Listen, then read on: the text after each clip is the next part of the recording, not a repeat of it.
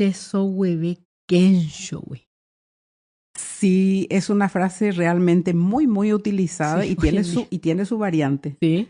Bueno, vamos a explicar un poquitito. Es yo para. Sí. Yeso hueve es estoy más pobre que nunca, ¿verdad?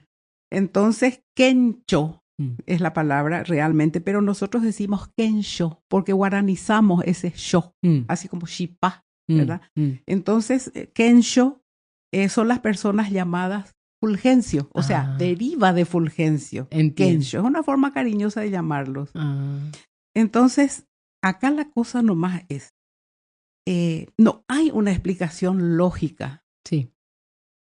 que nos diga por qué Kensho paga el pato Kensho de tiene todo. la culpa. ¿Por qué Kensho tiene la culpa de todo? Mm.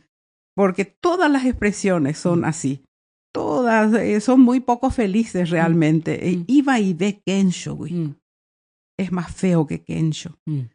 Ika uve Kensho, güey. Es más borracho que Kensho. Y Yapuve Kensho, güey. Es más mentiroso que Kensho. Y así la lista es larguísima, ¿verdad?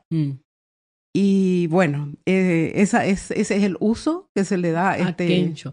Había un político que creo que en algún momento, no sé qué habrá hecho Kensho o Kensho, que realmente hizo que esta frase se reavivara y se actualizara. Algo yo recuerdo así más o menos tengo ahí, a ver si alguno de los yo fans realmente no me acuerdo cuál fue la situación creada. Sí.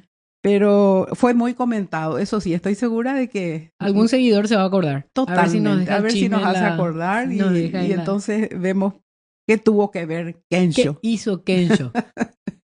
Bueno, eso es para matizar un poco. Sí, pero queremos saber. Sí. Bueno.